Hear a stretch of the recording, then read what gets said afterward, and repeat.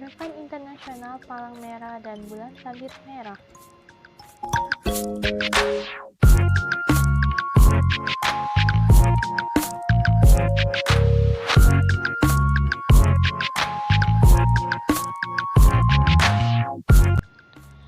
Pada tanggal 24 Juni 1859 di Solferino, meletus pertempuran antara Austria dan Prancis, yang diduga korban luka dan tewas mencapai 40.000 prajurit.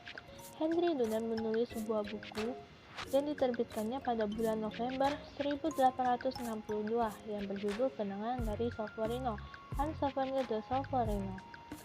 Pada tahun 1862, Henry Dunant menulis buku yang mengangkat dua gagasan. Gagasan yang pertama, membentuk organisasi sukarelawan yang disiapkan untuk menolong korban perang. Gagasan kedua, membuat perjanjian internasional untuk melindungi korban perang.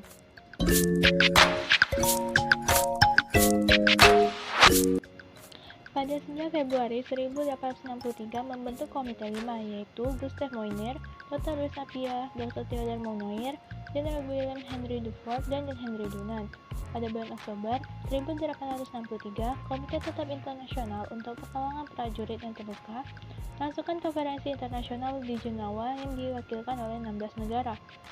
Hasilnya, disepakatinya satu konvensi yang terdiri dari 10 pasal, diantaranya pasal krusial, digantinya nama Komite Tetap Internasional untuk Menolong Prajurit yang Terluka menjadi ICRC, International Committee of the Red Cross, dan ditetapkannya tanda khusus bagi sukarelawan, yaitu palang merah di atas dasar putih. Selanjutnya kita akan membahas mengenai profil dari John Henry Dunant. John Henry Dunant lahir pada 8 Mei 1826 di Jenewa, Swiss. Beliau berasal dari keluarga yang kaya yang mengutamakan nilai-nilai kegiatan sosial. Sang ayah aktif membantu yatim piatu, sementara itu ibunya kerap membantu orang sakit dan kaum miskin. Usia 26 tahun, Dunant memasuki dunia bisnis. Ketika sampai di kota Solferino, hati Dunant tergerak oleh banyaknya tentara yang menjadi korban peperangan. Kala itu, Italia dan Prancis sedang berperang dengan Austria. Setelah kembali ke Swiss, Dunant membuat buku yang berjudul A Memory of Solferino yang memuat kesengsaraan para tentara perang. Buku tersebut mendorong terbentuknya Gerakan Palang Merah dan Bulan Sabit Merah. Pada tahun 1863, beberapa penduduk Jenewa dan Dunant membentuk International Community of the Red Cross atau ICRC. Pada tahun 1864, Konvensi Jenewa untuk perbaikan kondisi tentara yang terluka dan sakit di lapangan resmi diadopsi oleh 12 negara. Pada tahun 1901, Henry Dunant dianugerahi penghargaan Nobel Perdamaian yang pertamanya. Pada tahun 1876, Dunant mengundurkan diri karena mengalami kebangkrutan. Setelah bangkrut dan melibatkan kerugian pada beberapa teman di Jenewa, Dunant tidak diterima lagi di kota tersebut. Selama 20 tahun, Dunant hidup dalam kesendirian dan singgah di berbagai tempat. Suatu ketika, seorang guru desa bernama Wilhelm Sonderegger menemukan Dunant di Hagen. Dia memberitahu keberadaan Dunant pada dunia, namun tidak ada yang memperhatikannya. Pada tahun 1876, dunia menyadari atas keberadaan Dunant dan memberikan penghargaan kepadanya. Pada tanggal 30 Oktober 1910, Dunant meninggal dunia di Hagen, Swiss. Semasa hidupnya, Dunant juga tidak menghabiskan uang hadiah yang diterimanya. Ia mewariskan warisan tersebut kepada mereka yang telah merawatnya. Untuk slide selanjutnya, itu merupakan gerakan sejarah. Pada slide ini merupakan kesimpulan dari slide-slide yang kita bahas sebelumnya. Yang pertama ada John Henry Dunant, itu kelahiran pada tahun 1828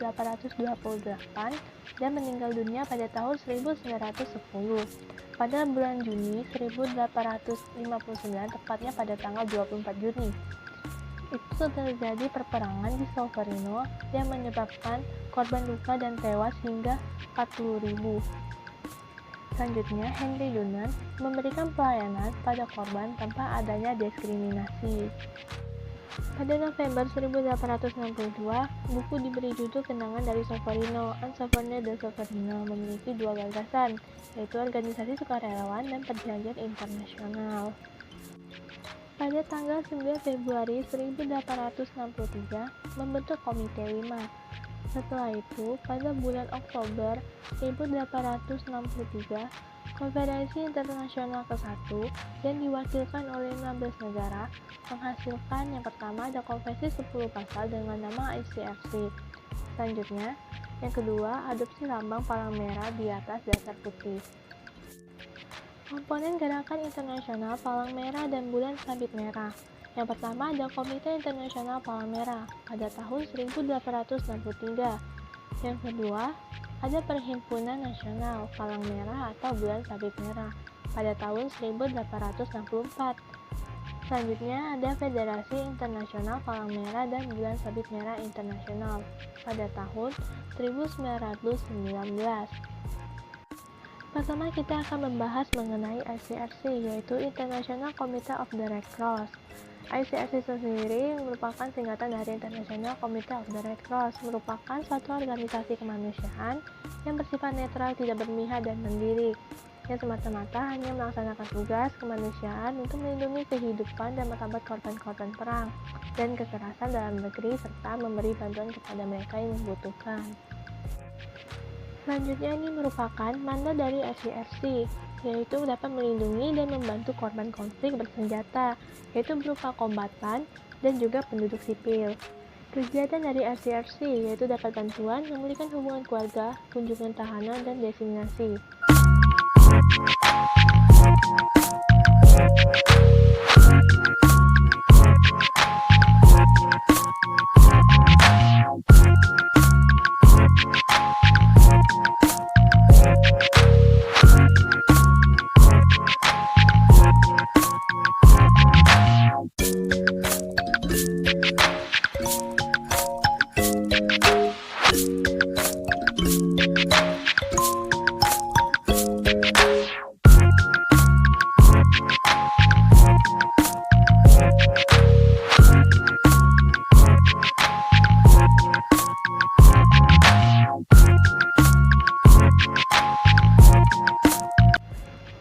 Kehadiran ICRC diterima oleh pemerintah kerjasama dengan Perhimpunan Nasional atau PNI diketahui oleh pemerintah setempat. Ini ICRC di Indonesia dan lebih aktif mulai tahun 1940-an, lebih aktif mulai pendirian delegasi pada tahun 1987. Nah, dan ini merupakan delegasi ICRC di Indonesia yang bertempatan di Jakarta, Banda Aceh, dan di Jayapura. Pada pembahasan selanjutnya, kita akan membahas mengenai IFRC, yaitu Federation of the Red Cross and Red Crescent Societies. Mandat dari IFRC yaitu untuk meningkatkan taraf hidup bagi yang membutuhkan dengan mobilisasi kekuatan kemanusiaan. Henry P. Davison merupakan Bapak Palang Merah Amerika yang berdiri pada tahun 1919 pasca PD1 dengan nama Liga Palang Merah. Nama Federasi Internasional Perhimpunan Palang Merah dan Bulan Sabit Merah mulai dipakai pada tahun 1991. IFRC ini berfungsi sebagai badan koordinasi antara perhimpunan nasional yang beranggotakan seluruh perhimpunan nasional. Selanjutnya kita akan membahas mengenai Federasi di Indonesia. Delegasi Indonesia berdiri sejak 1998 yang bekerja sama langsung dengan markas pusat PMI, berkonsentrasi pada pendekatan berbasis masyarakat. Setelah terjadi tsunami, hampir 60 delegasi ditambah 40 staf lokal memberikan bantuan dan saran atas badan prioritas bagi PMI yang berupa manajemen bencana, kesehatan dan sosial, pengembangan organisasi, komunikasi, dan pelayanan relawan. Berkantor di Medan, Banda Aceh, Batam, Labu, dan Jakarta. Selanjutnya, kita akan membahas mengenai Perhimpunan Nasional. Di Perhimpunan Nasional memiliki persyaratan Perhimpunan Palang Merah atau Bulan Sabit Merah Nasional, yaitu didirikan di suatu negara peserta Konvensi Jenewa 1949, satu-satunya perhimpunan PM atau BSM nasional di negaranya, diakui oleh pemerintah negaranya, memakai nama dan lambang Palang Merah atau Bulan Sabit Merah, bersifat mandiri, memperluas kegiatan di seluruh wilayah, terorganisir dalam menjalankan tugasnya dan dilaksanakan di seluruh wilayah negaranya. Selanjutnya, untuk persyaratan Perhimpunan Palang Merah atau Bulan Sabit Merah Nasional itu menerima anggotanya tanpa membedakan latar belakang. Yang kedua, menyetujui statuta gerakan. Dan yang terakhir, menghormati prinsip-prinsip dasar gerakan dan menjalankan tugasnya sejalan dengan prinsip-prinsip HPI. Selanjutnya mengenai kerjasama gerakan. Yang pertama ada Perhimpunan Nasional dan Federasi. Yang kedua, yaitu terdapat Perhimpunan Nasional dan ICRC. Yang ketiga, antar Perhimpunan Nasional. Yang keempat, ICRC dan Federasi. Dan yang kelima, ICRC, Federasi, dan Perhimpunan Nasional.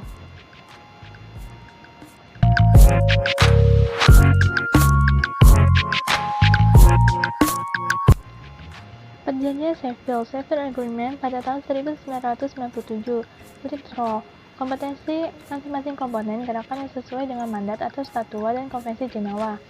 Selanjutnya ada lead agency. Setiap komponen gerakan memiliki peran dan tanggung jawab untuk melakukan kegiatan operasional dengan batasan. Selanjutnya, itu terdapat bagan konferensi internasional. Ini merupakan bagan konferensi internasionalnya.